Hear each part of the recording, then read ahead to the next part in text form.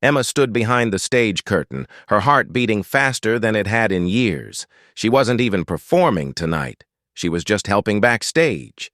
But even the smell of the old theater, dust and paint and history, brought back everything she had once dreamed of.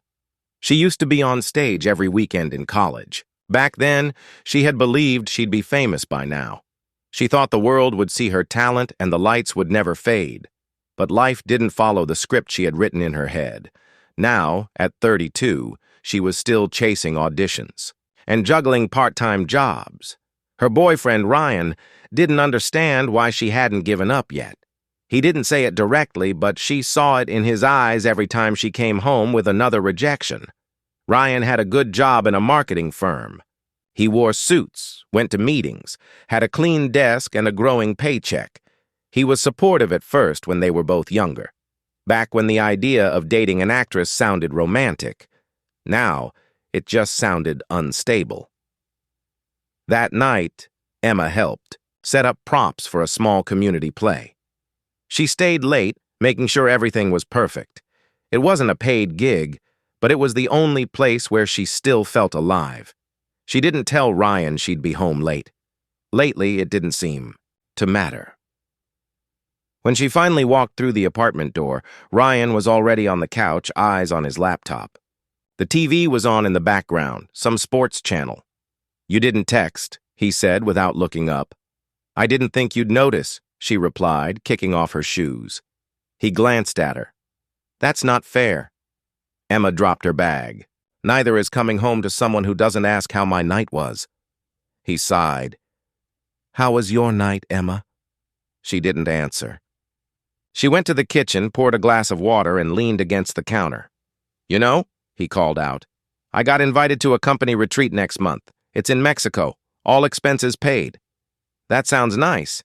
You could come. Spouses and partners are allowed." Emma smiled weakly. "That would be great, unless I get cast in something by then." Ryan didn't reply. She heard the keys on his laptop clicking again. In bed that night, she stared at the ceiling. Ryan had already turned away, facing the wall. She thought about all the dreams she used to have and how small they had become. She wasn't looking for fame anymore, just a chance, a reason to believe she still belonged in the world she loved. The next morning, she got an email. She had landed a supporting role in an independent film. It wasn't a big project. The budget was small, the crew mostly students. But it was real.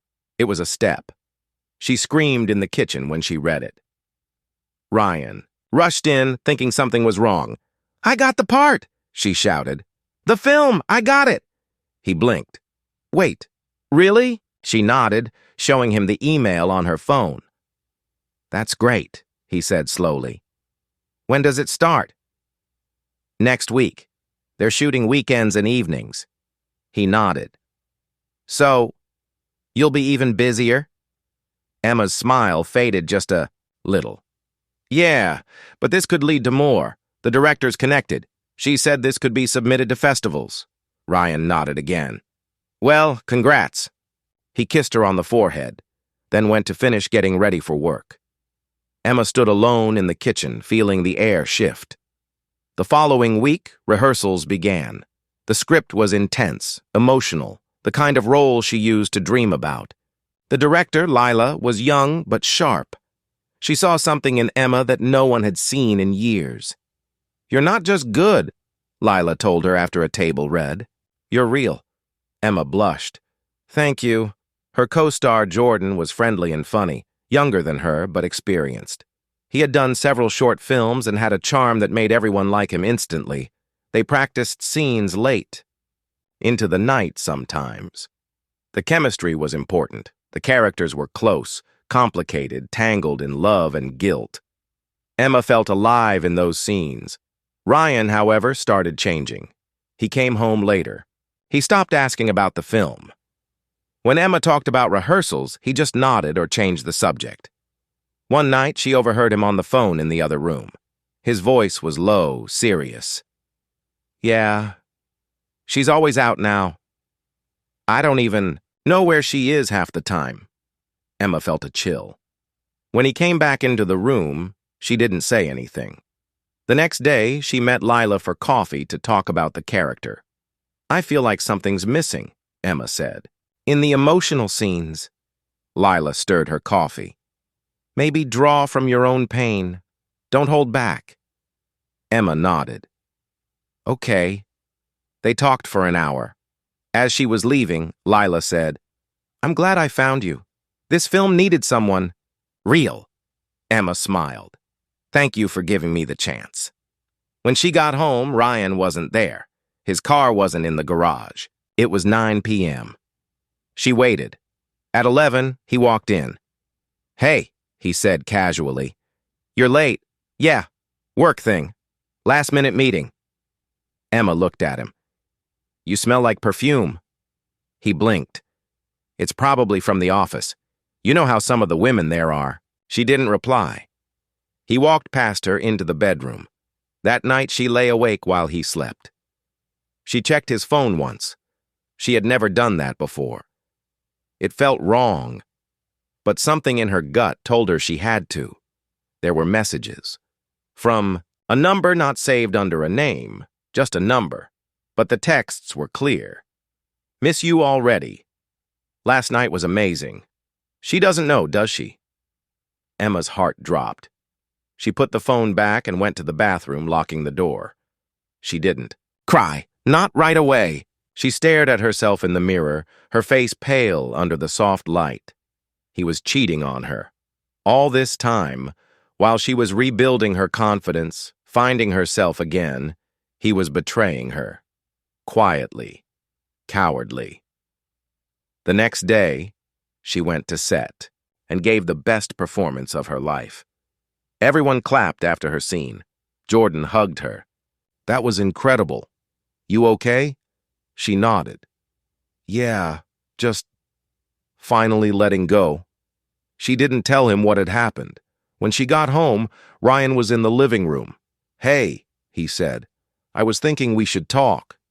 She sat down. He shifted uncomfortably. "Look, I know things have been off between us." She stayed quiet. He continued. "You've been busy. I've been distracted. Maybe we both got a little lost." Emma looked at him. "Are you in love with her?" His face changed. "What?" "The woman you're seeing." "Are you in love with her?" Ryan looked down. "I don't know," he said. Finally, Emma stood. "That's all I needed to know." Emma, "Wait." "No," she said. "You waited until I found something that made me feel whole again, and then you tore it apart. You could have ended things. You could have told me." He didn't speak. She packed a bag that night, just a small one. She didn't scream, didn't cry. She left the apartment with the same grace she had always carried, even when life broke her. She stayed with a friend for a few days, focused on the film. Her performance grew stronger. Her eyes held something new now. Truth. The film wrapped a month later.